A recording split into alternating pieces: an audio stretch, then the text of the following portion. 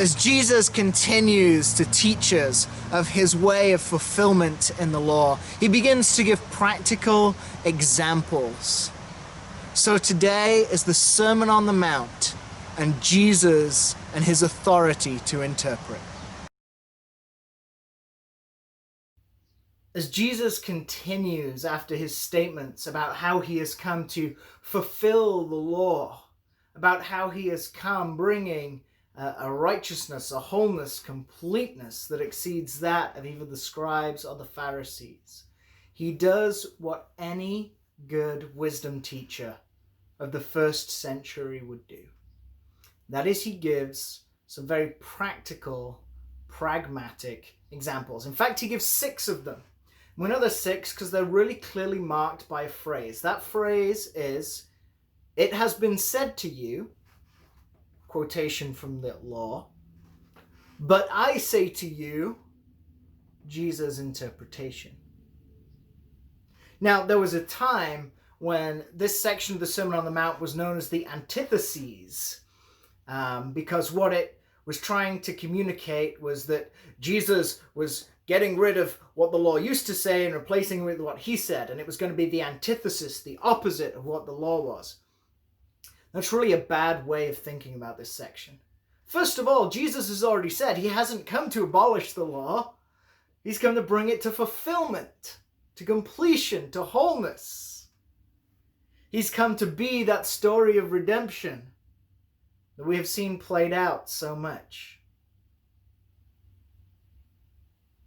And in fact, the idea of an antithesis really doesn't even fit the texts. When you look at them closely, what we see in these next passages is Jesus taking a section of the law, of the Torah, the teachings of love, and really showing us the spirit behind it. In fact, his interpretations of the law are stricter than the law in letter. So, for example, instead of "do not murder," Jesus is going to say, "don't even think about doing it." Again, Jesus points out that the law says, "love your neighbor." But then in his interpretation of it says, that means you should love even your enemies. In many ways, Jesus' interpretations of the law are actually stricter than those of the Pharisees in this section. But what we really see is Jesus coming along, taking the law and showing how it points to a heart of love. And Jesus going that when you have that heart of love, when you are brought to wholeness, completeness, this is what it looks like. This is what it looks like. So these are not antitheses. They're not antithetical statements that contrast Jesus to the old law. They're in fact Jesus showing how fulfillment takes the concept and makes it even more beautiful.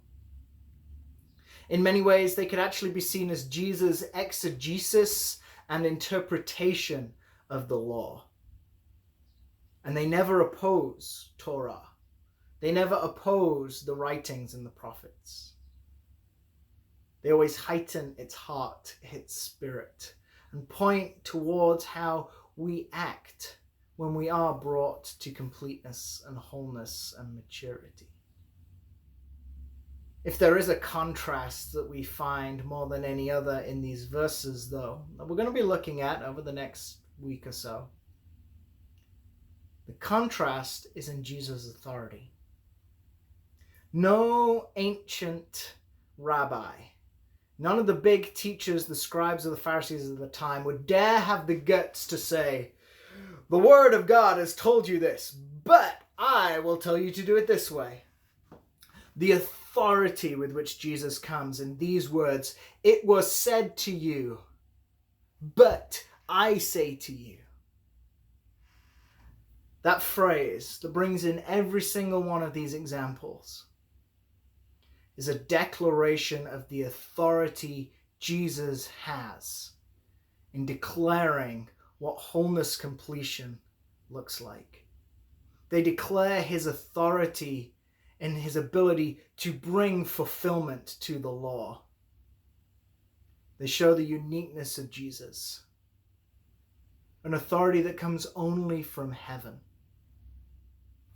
So as we go through these examples of practical wisdom teaching based on the greater righteousness in Jesus, remember his authority and ask yourself, as you pursue wholeness and completion in Jesus, are you willing to listen? Are you willing to do what he says?